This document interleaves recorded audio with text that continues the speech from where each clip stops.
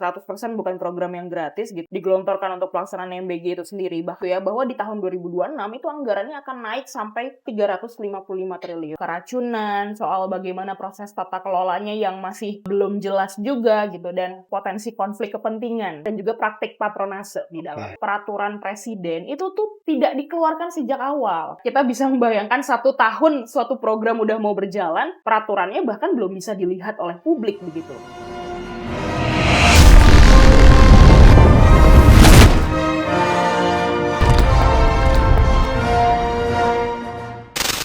Baik, hari ini kita sedikit merefleksi tentang Hari Anti Korupsi Sedunia.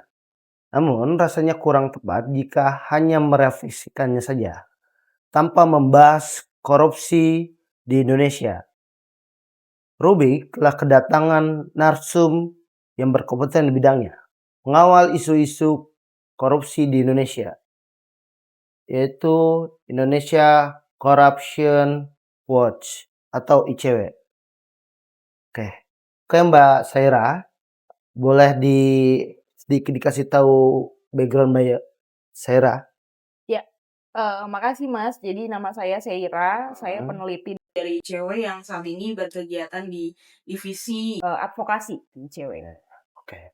Nah Mbak, kita tertarik ngebahas soal yang katanya gratis, yaitu makan bergizi gratis. Nah, pandangan Mbak soal MBG ini bagaimana sih?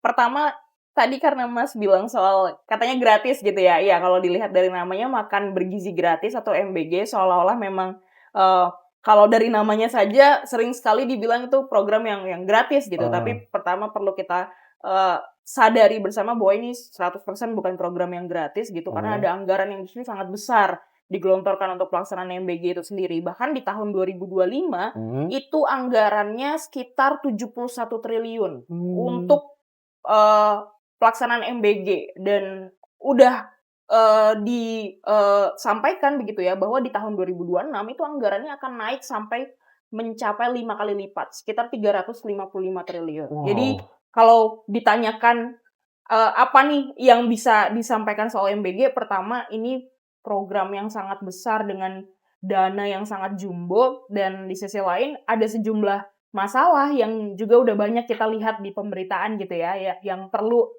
terus untuk kita soroti dan kawal bersama kelanjutannya seperti apa. Nggak hanya soal keracunan, soal bagaimana proses tata kelolanya yang masih belum jelas juga gitu. Dan kalau dilihat dari helikopter view-nya dari sudut pandang yang jauh lebih besar, ada permasalahan-permasalahan lain yang juga mengakar gitu di dalam pelaksanaan MBG. Ya, salah satunya misalkan temuan kami terakhir, program MBG ini sangat syarat akan potensi konflik kepentingan dan juga praktik patronase di dalamnya. Siap Mbak. Berarti MBG ini hari ini udah berjalan Mbak? Sudah berjalan sejak bulan Januari 2025. Oke. Nah, program MBG ini kan sudah berjalan. Ya. Ada regulasi yang mengatur soal MBG ini nggak sih Mbak? Nah ini yang penting ya. Harusnya kan secara logika idealnya, secara pelaksanaan tahapan yang ideal, sebelum suatu program negara atau program pemerintah itu dijalankan, sudah ada regulasi yang menjadi dasar atau payung hukumnya nih, bahwa program ini bisa dijalankan karena ada landasan yang menjadi alas hukumnya. Tapi untuk pelaksanaan MBG itu sebenarnya peraturan teknisnya yang dikeluarkan dalam bentuk peraturan presiden itu tuh tidak dikeluarkan sejak awal.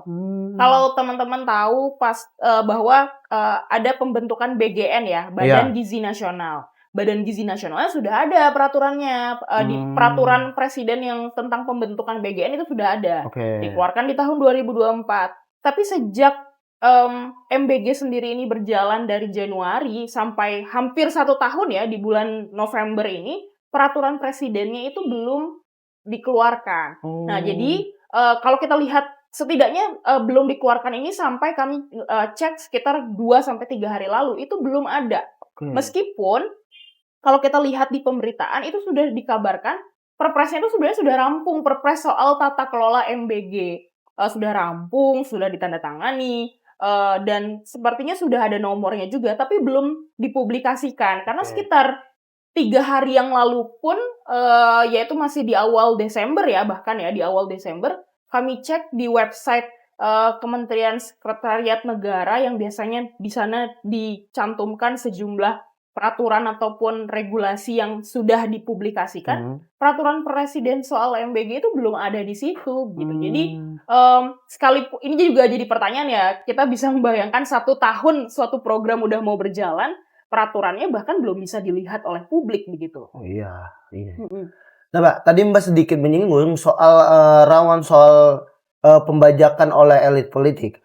Itu bagaimana sih Mbak? Kenapa bisa disebut rawan? Iya, karena lagi-lagi satu ini dananya sangat besar dan dengan ketidakadaan peraturan yang jadi landasan berjalannya MBG ini, maka sangat rawan ada permasalahan termasuk ini dikooptasi gitu ya, rawan dikooptasi oleh kelompok-kelompok tertentu yang punya kepentingan di luar dari usaha untuk mencapai ya pemenuhan gizi yang lebih baik gitu bagi para penerima manfaatnya, baik itu siswa dan lain sebagainya. Jadi di riset terakhir kami, Mas, kami tuh beberapa waktu lalu baru saja melakukan pengumpulan data dan juga olah data dalam proses riset. Di situ kami memang menemukan bahwa dari 102 yayasan penyedia MBG yang kami telusuri itu sangat punya keterkaitan dengan orang-orang di lingkaran terdekat presiden dan juga orang-orang yang berada di sekitar istana begitu ya. Jadi maka dugaan ataupun kekhawatiran soal potensi untuk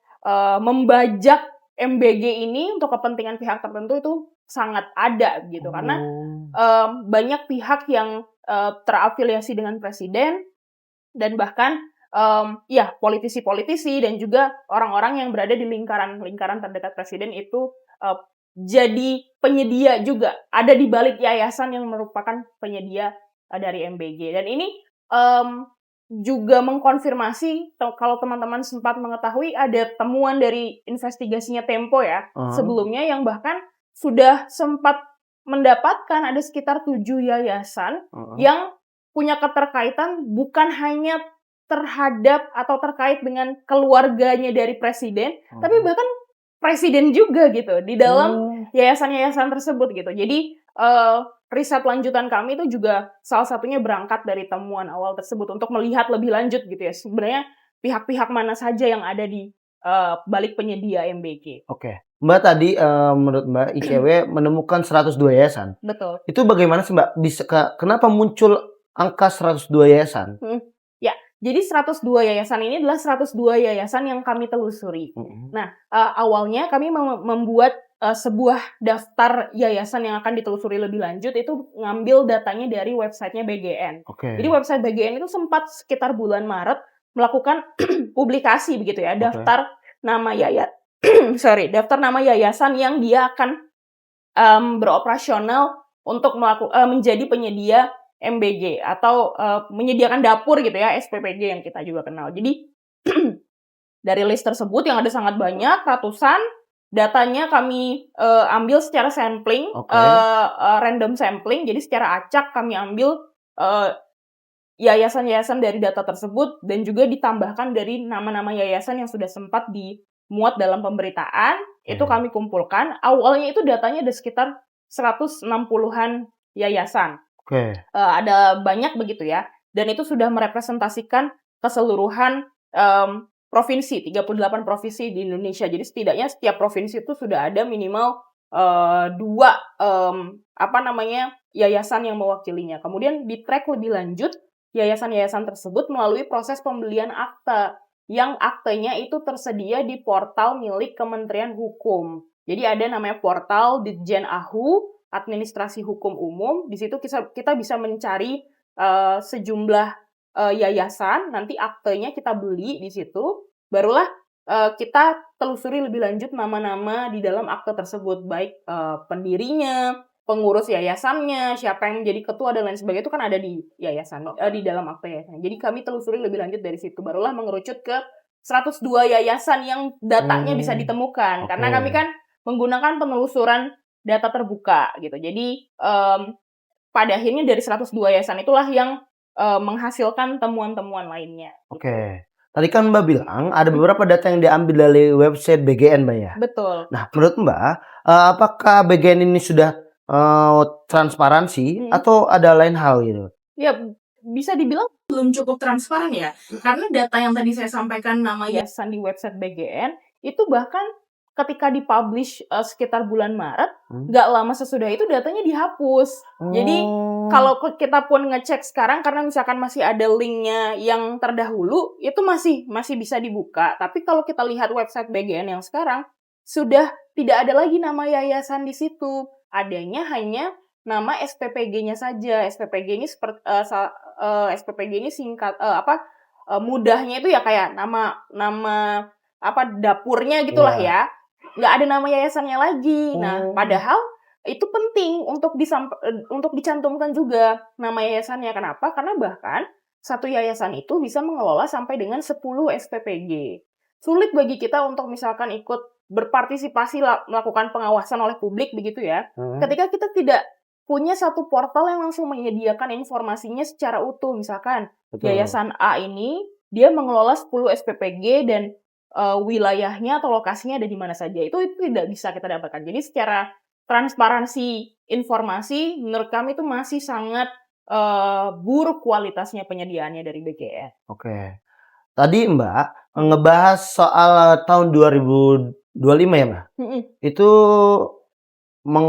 anggarannya berapa tadi? 71 triliun. 71 triliun. Kalau tahun depan 2026 itu kurang lebih 355 triliun. 355 triliun. Iya.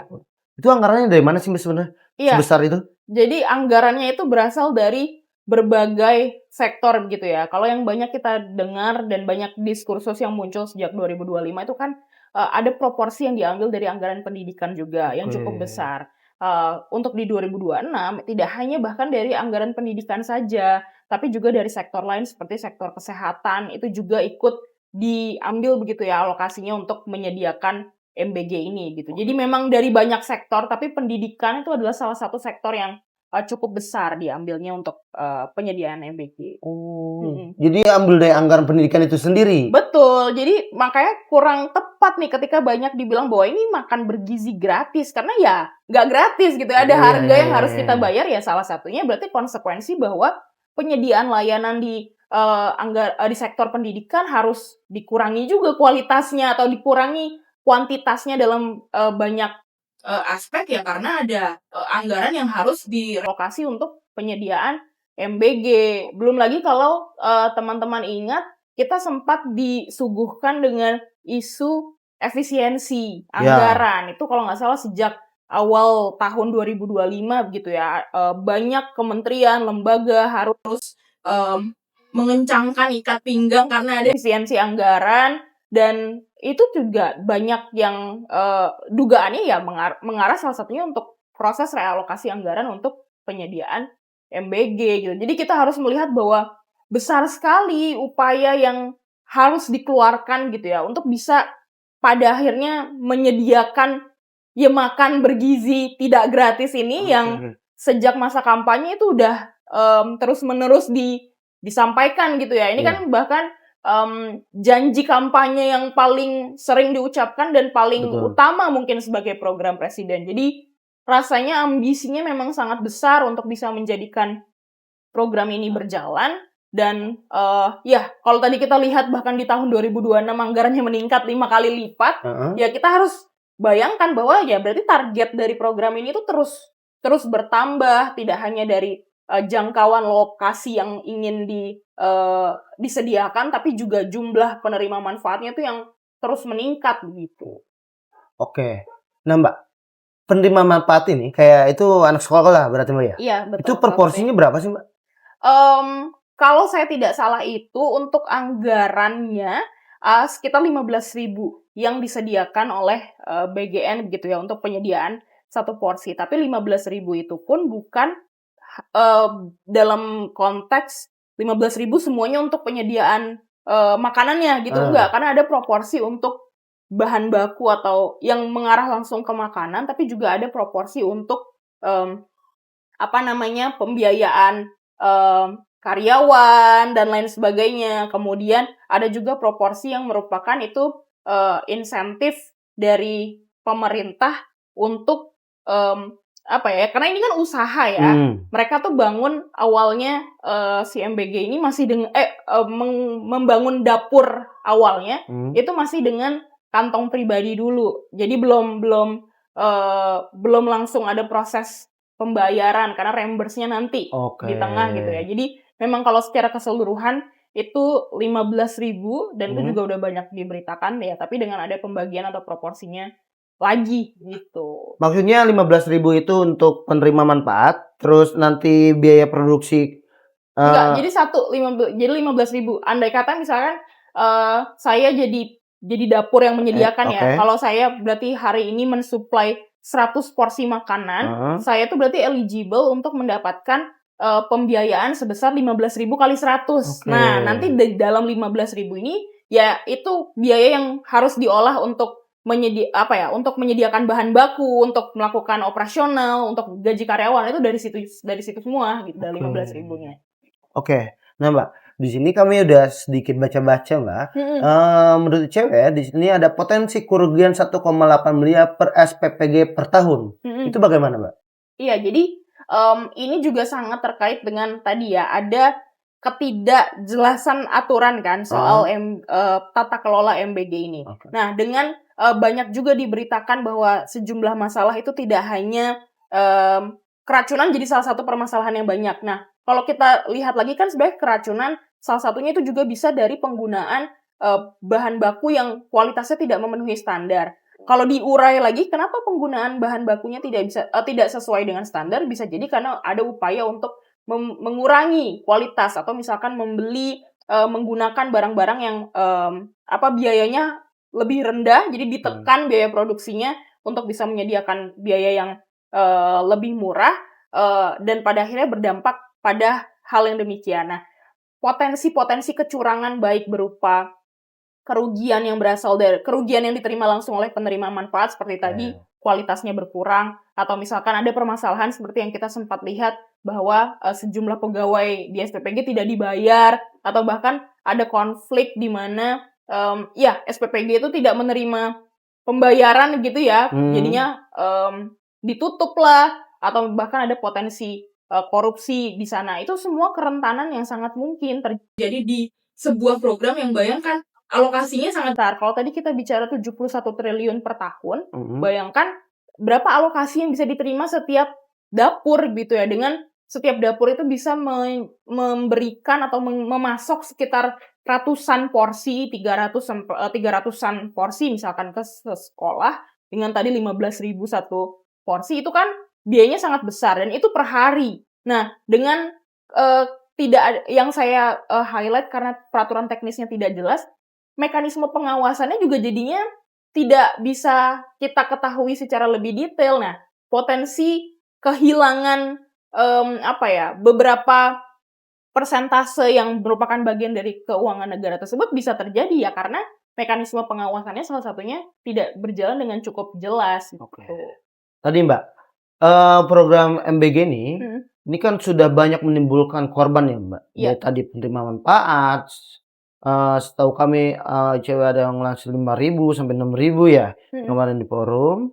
Terus tadi ada beberapa dapur yang merasa rugi karena nggak bayar dan sebagainya, bangkrut lah ya Mbak ya.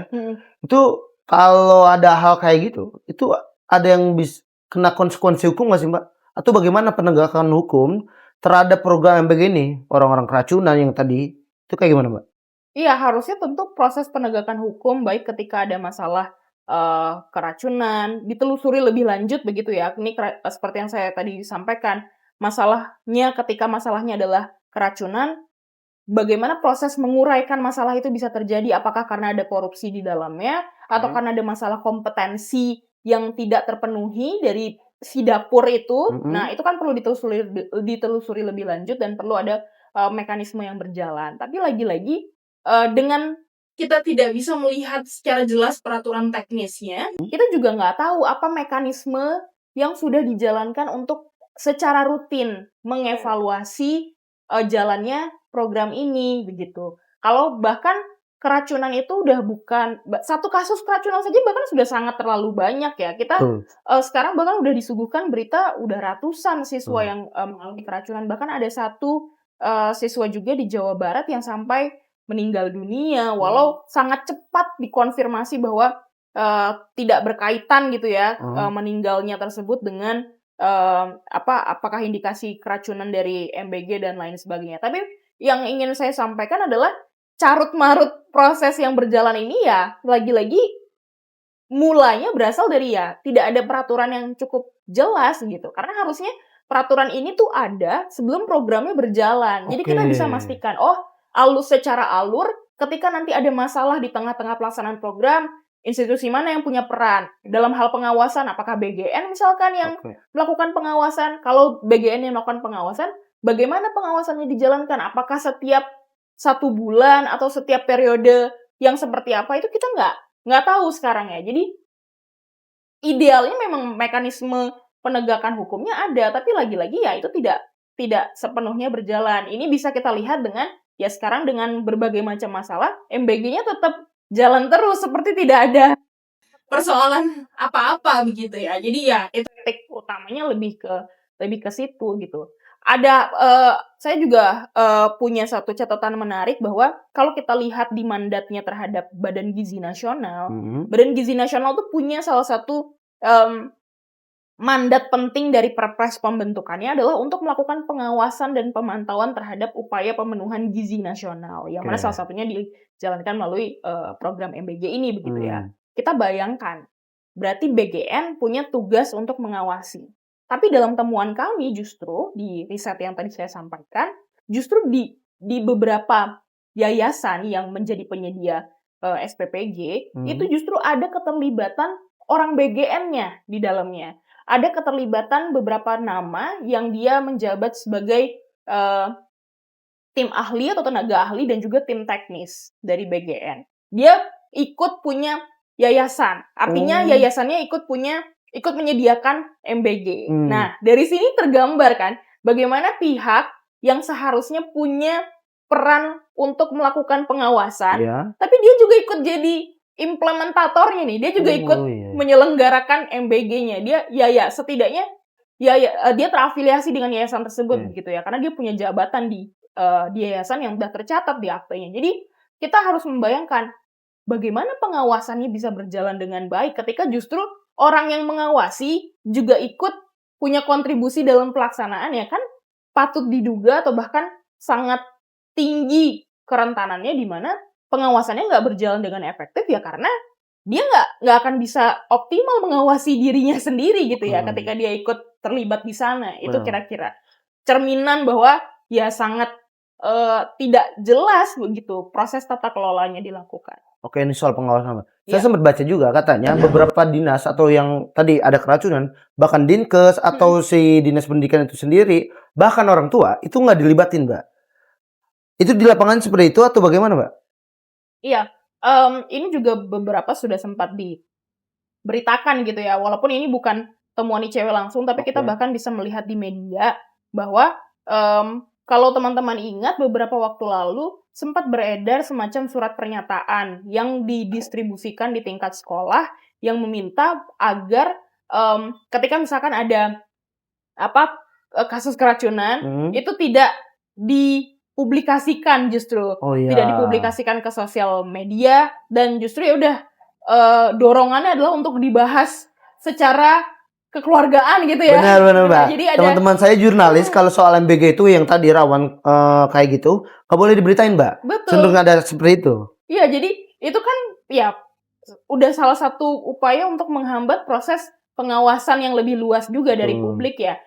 Beberapa waktu lalu ketika banyak ada tuntutan atau demand terhadap evaluasi besar-besaran dalam pelaksanaan program MBG, kan ada banyak kasus keracunan dan permasalahan tata kelola lainnya, yang justru dilakukan kan adalah mendorong atau meminta guru untuk ikut mencicipi makanannya gitu. Jadi ini bukan menyelesaikan permasalahan, tapi justru menambah potensi korban, tidak hanya siswa, tapi juga jadi gurunya. Gimana kalau makanannya kualitasnya tidak baik karena sebelumnya udah ada keracunan gitu kan. Ini sekarang gurunya dulu yang diminta untuk mencicipi. Jadi ini menunjukkan bahwa ketidaksiapan dan kegagapan pemerintah gitu dalam melihat ini persoalannya sebenarnya A, solusinya butuhnya apa, tapi yang dikasih solusinya justru B gitu. Dan nggak berkaitan sama sekali dan nggak akan menyelesaikan permasalahan. Dan dengan begitu jadi ya pengawasannya dan partisipasi dari publik untuk ikut mengawasi MBG juga sangat terbatas gitu. Betul. Dan memakan anggaran sangat besar, Mbak. Iya, betul. Motong-motong beberapa dari anggaran yang sangat sama pentingnya atau bahkan lebih penting soal pendidikan. Nah, Mbak, tadi kalau soal evaluasi anggaran dan sebagainya, pernah nggak sih Mbak misalkan BGN ini diaudit misalkan oleh BPK? Nah, harusnya sih mekanisme audit itu berjalan ya, karena lagi-lagi tidak mungkin dana yang sedemikian besar itu tidak ada proses pengauditannya jalan. Tapi lagi-lagi kita belum juga bisa memastikan auditnya berjalan seperti apa dan setiap berapa lama gitu ya. Tapi harusnya itu ada. Nah, yang itu belum bisa kita jelaskan secara gamblang karena kita pun belum bisa melihat di dalam peraturan yang menjadi landasannya begitu. Baik, tapi harusnya itu harus diaudit gitu untuk memastikan bahwa ya anggaran yang sudah ditetapkan, sudah dialokasikan itu betul-betul menghadirkan manfaat sesuai dengan intensi dan juga tujuan awal sampai ke penerima manfaat, upaya untuk memenuhi kualitas atau peningkatan kualitas gizi itu tercapai. Tentu audit itu harus sangat berjalan karena kalau nggak ada proses audit maka ya sangat rentan dana yang besar itu ya hanya dimanfaatkan atau bahkan dicuri begitu ya oleh kelompok pihak untuk dapat keuntungan pribadi. Betul, Mbak. Ini kan dari tadi kita sudah ngebahas nih, Mbak, dari apa ya, MBG-nya yang katanya gratis, terus apa penerima manfaat ada yang keracunan, anggarannya besar dan sebagainya, Mbak. Nah, kira-kira Mbak, dari ICW atau Mbak tersendiri itu ada rekomendasi soal kebijakan dan langkah korektif nggak, Mbak, soal ini? Betul, jadi ICW dan juga bareng dengan teman-teman organisasi masyarakat sipil lainnya yang tergabung dengan di dalam koalisi masyarakat sipil yang memantau pelaksanaan MBG, rekomendasi kami itu sebenarnya dari awal tuh sangat firm. Hentikan MBG dan lakukan evaluasi yang sebesar-besarnya. Kenapa itu dihentikan? Ya karena itu tadi, kami mendeteksi ada sejumlah ketidaksiapan dalam proses pelaksanaan program. Makanya ada banyak permasalahan yang muncul, makanya ada banyak kasus keracunan, ada potensi kecurangan-kecurangan yang mungkin terjadi tanpa kita tahu bagaimana mekanisme pengawasan di dalamnya. Terlebih lagi sudah mau 1 tahun peraturannya belum juga bisa diakses oleh seluruh lapisan masyarakat. Ini kan menandakan bahwa ada proses yang dilangkahi gitu loh. Harusnya regulasinya keluar sejak awal, tata kelolanya jelas dulu alurnya seperti apa, baru programnya diimplementasi. Tapi ini kan kebalik, implementasi duluan, regulasinya belakangan. Kenapa seantusias itu ya? Iya, seambisius dan seantusias itu gitu ya. Nah, tentu maka sampai aspek-aspek penting tadi, aspek pengawasan terpenuhi, aspek partisipasi publik untuk bisa ikut memantau dan mengawasi terpenuhi, aspek hukum yang menjadi landasan terpenuhi secara jelas, maka kalau itu semua tidak bisa terpenuhi ya harusnya MBG-nya dihentikan dulu agar bisa dilakukan evaluasi, agar bisa dipersiapkan justru untuk pelaksanaan yang jauh lebih baik begitu ya. Jadi ya itu sebenarnya rekomendasinya adalah melakukan evaluasi besar-besaran karena lagi-lagi kasus keracunan itu bukan permasalahan yang bisa kita anggap enteng dan remeh, apalagi sudah ada yang sampai menjadi korban meninggal begitu ya. Jadi kita tentu tidak mau hal serupa terjadi kembali dan seharusnya juga pemerintah tidak tidak khawatir untuk menunda dahulu pelaksanaan program ini dengan tujuan untuk mempersiapkan pelaksanaannya sebaik-baiknya dan agar nanti bisa memberikan manfaat yang sebesar-besarnya bagi para penerima manfaat. Karena tanpa pemenuhan atas esensi-esensi yang tadi seperti pengawasan, partisipasi publik, transparansi dan akuntabilitas program sangat sangat kecil begitu ya harapan kita untuk bisa melihat atau berharap agar program ini bisa berjalan dengan optimal karena tanpa aspek penting tadi ya itu adalah aspek penopang yang sangat esensial gitu ya. Ketidakadaannya maka sangat rentan menjadikan program ini ya proyek bagi-bagi kekuasaan semata gitu. Nah, Mbak, Saya pun bingung ya, kenapa ini seantusias ini? Menurut ICW atau menurut Mbak gitu? Apakah ini sebenarnya karena presiden yang terpilih hari ini, karena sudah terlanjur aja ngomong, kalau makan gaji gratis dan sebagainya, jadi dia seolah-olah pokoknya harus jadi nih. Terus apakah ada indikasi juga soal, bagi-bagi kue, dalam artian bagi kue kepada gerbongnya yang memilih beliau gitu, Mbak? Ya, tentu benar, sangat sangat kuat dugaan untuk mengarah ke sana ya. Yang pertama, kenapa pelaksanaan programnya terkesan sangat terburu-buru dan tergesa-gesa di tengah sebenarnya masih bisa nih dilakukan pemenuhan terhadap aspek penting dulu sebelum programnya berjalan, tapi sudah memilih untuk dijalankan dahulu. Ya lagi-lagi karena ini dianggap salah satu janji kampanye yang paling sering ya diucapkan, paling program paling utama lah, program prioritas yang disampaikan sejak masa pemilihan presiden pada saat 2024 kemarin. Jadi kita bisa melihat gelagat bahwa ini nggak mungkin dibatalin atau ditunda gitu ya, karena ini yang terus digadang-gadang sejak Pilpres kemarin. Yang kedua, betul bahwa tadi dugaannya dengan ada sejumlah konflik kepentingan dan juga praktik patronase yang terjadi di dalamnya, ya besar kemungkinan dan sangat patut diduga bahwa proyek ini pada akhirnya program MBG hanya dijadikan proyek untuk membagi keuntungan saja, proyek untuk membagi keuntungan dan juga sebagai sarana atau wadah untuk memfasilitasi dan untuk merawat jejaring yang loyal terhadap presiden, baik yang sudah memberikan dukungan, support pada saat pemilihan presiden kemarin. Inilah sekarang balasannya gitu ya. Dikasih program nih MBG, makanya kita banyak lihat orang-orang di lingkaran presiden, orang-orang terdekat presiden.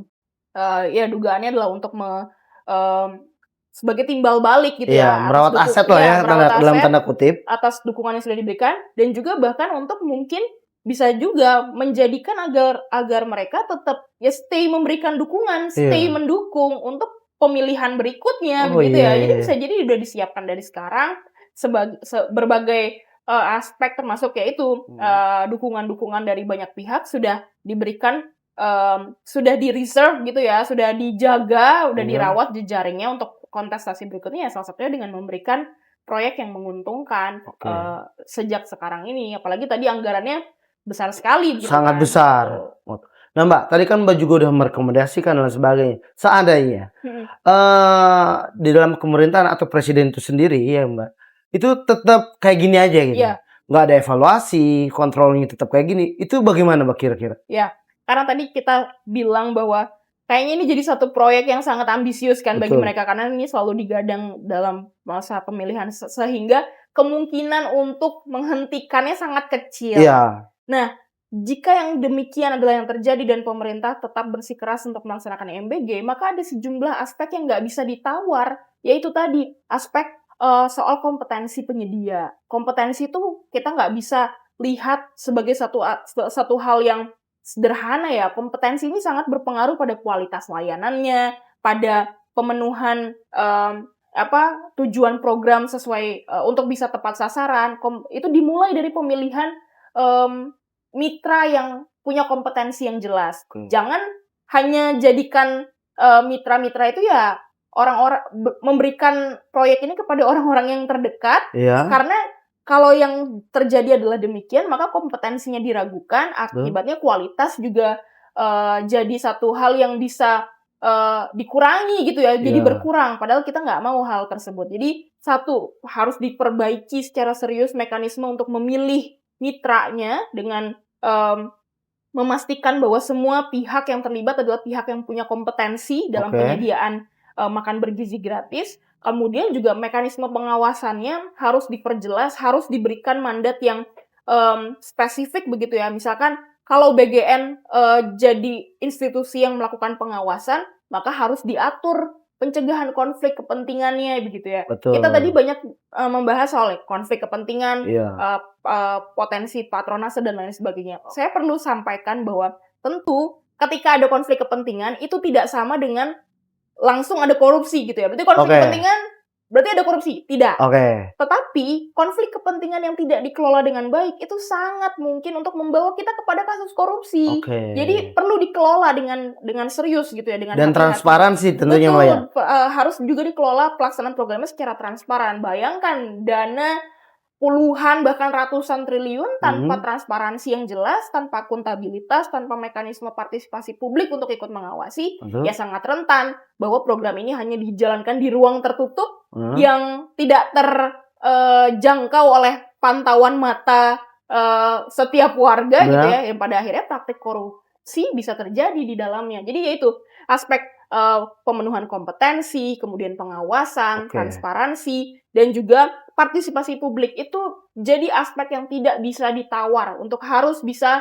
diakomodir dalam pelaksanaan MBG kalau pemerintah nggak mau nih untuk menghentikan programnya gitu ya. Oke, Mbak. Nah Mbak, ini kita udah di ujung acara nih Mbak. Closing statement Mbak soal program MBG ini atau terhadap PGN itu sendiri bagaimana Mbak? Ya, jadi mungkin sebagai penutup, saya ingin menyampaikan bahwa tentu rasanya kita semua bisa sepakat dengan ide besar untuk meningkatkan kualitas gizi bagi anak-anak kita, bagi ibu yang sedang dalam kondisi hamil, menyusui, dan lain sebagainya. Kita tentu punya kesamaan pendapat bahwa anak-anak ini ya memang masa depan bangsa itu ada di tangan mereka. Maka dari itu curahan perhatian terhadap anak-anak itu sangat diperlukan. Yang salah satunya adalah dengan meningkatkan kualitas hidup mereka, meningkatkan kualitas gizi mereka. Tapi jangan sampai niat dan intensi yang baik ini kemudian tidak terlaksana dengan optimal hanya karena pelaksanaan program yang dilaksanakan secara buru-buru, menanggalkan sejumlah aspek penting termasuk tadi partisipasi masyarakat, adanya regulasi sebagai landasan gitu ya. Tentu niat baik harus dilaksanakan dengan cara yang baik pula. Cara yang baik itu bisa kita akomodir ya dengan memastikan bahwa seluruh tahapannya sudah dipersiapkan secara efektif dan ideal gitu ya. Jadi di tengah program yang sekarang sudah berjalan ini, saya justru ingin mengajak teman-teman yang sedang menonton podcast ini juga untuk sama-sama melakukan pengawasan, pemantauan terhadap bagaimana MBG ini dijalankan gitu. Dan memang sekarang situasinya sudah semakin hari demokrasi kita semakin menurun begitu ya. Rasa-rasanya mungkin banyak kekhawatiran atau justru ketakutan untuk menyampaikan kritik dan lain sebagainya di tengah represivitas aparat dan lain sebagainya. Jadi tapi kita tetap harus melakukan itu gitu. Jadi ini program yang berasal dari pajak masyarakat juga, pajak yang kita bayarkan. Jadi kita harus terus melakukan pengawasan, pemantauan, sampaikan kritik, harus berisik terus terhadap pelaksanaan programnya. Karena hanya dengan berisik maka pemerintah bisa serius gitu ya untuk memberikan perhatian dan juga melakukan evaluasi terhadap program yang berjalan. Jadi ya itu, dorongan agar publik terus ikut mengawasi dan berisik. Oke, baik Mbak. Sebelumnya udah terima kasih banyak nih Mbak. Tadi banyak banget pertanyaan dari kita. Mbak ini dari cewek, boleh sedikit kasih tahu background di ceweknya Mbak? Iya, jadi saya ada di divisi advokasi. Jadi divisi advokasi ini melakukan ya penelitian dan proses advokasi terhadap berbagai macam isu yang muncul begitu ya. Tentu dalam payung besar isu anti korupsi. ICW juga punya banyak kegiatan lain yang tujuan besarnya juga melakukan edukasi soal isu anti korupsi kepada masyarakat. Dan jadi saya sangat senang sekali bisa ngobrol sama teman-teman dari Rubik di podcast ini karena ini juga sesuai dengan apa yang selalu ingin kami lakukan, menjadikan pembahasan korupsi itu tidak hanya terjadi di ruang-ruang yang mungkin sangat eksklusif, hanya dilakukan oleh para elitis dan lain sebagainya. Mari kita mulai membicarakan isu korupsi itu dari lingkungan pertemanan, dari warung kopi, dari lingkungan dan tempat-tempat yang sederhana gitu. Dan podcast ini saya harap juga bisa banyak disebarkan dari satu orang ke orang yang lain, ke teman-teman nongkrong dan lain sebagainya. Karena itu yang selalu ingin kami lakukan di ICW gitu. Karena visi besar kami adalah bersama rakyat melawan korupsi, dan kami yakin ini bukan hanya tugas memerangi korupsi ya, bukan hanya tugas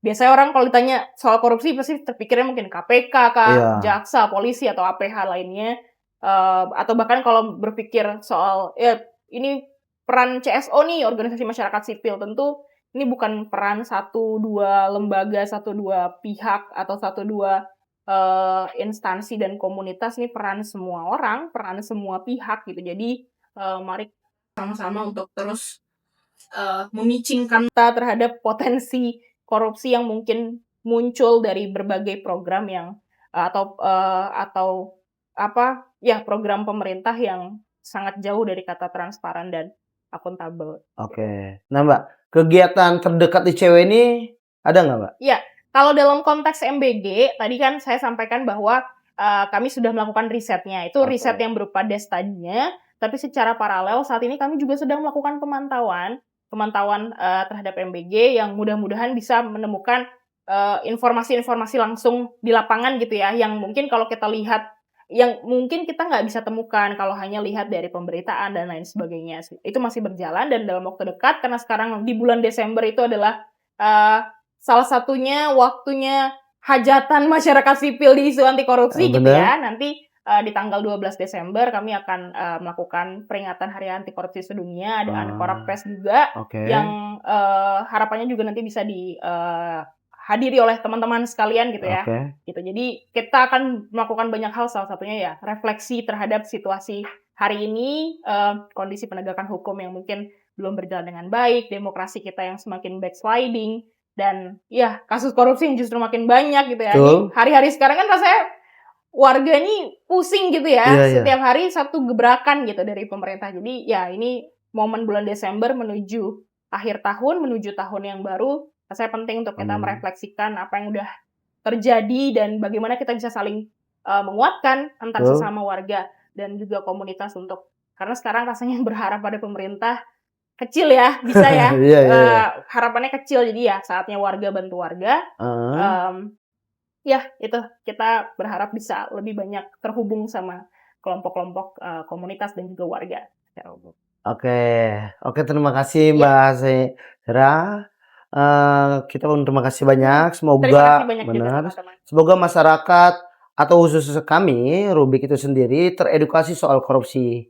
Karena isu korupsi itu di Indonesia memang jadi sangat krusial. Karena di kalangan elit sampai di kalangan daerah, mungkin sampai tingkat ke-RT-an itu ada praktek-praktek korupsi. Kegiatan kita bukan kegiatan sentimen karena kita misalkan nggak benci soal presiden terpilih, soal MBG ini, bukan, dan sama sekali tidak. Cuman yang harus kita pahami adalah hari ini Indonesia sangat kritis soal korupsi itu sendiri. Makanya sudah barang tentu kontrol dari masyarakat di semua kalangan elemen orang tua, pemuda atau mahasiswa atau masyarakat Indonesia yang tertarik soal mengawal isu korupsi ini sudah sepatutnya ya Mbak ya. Kita coba kawal ini semua sebisa kita, dari gerakan sosial media atau meramaikan hal-hal yang dirasa bisa mendukung soal hilangnya atau mengawasi kontrol yang berpotensi diadakannya atau menimbulkan korupsi. Baik, terima kasih banyak Mbak Saira. Terima kasih banyak. Semoga-moga bisa suatu saat datang lagi ke Rubik. Ya. Mbak.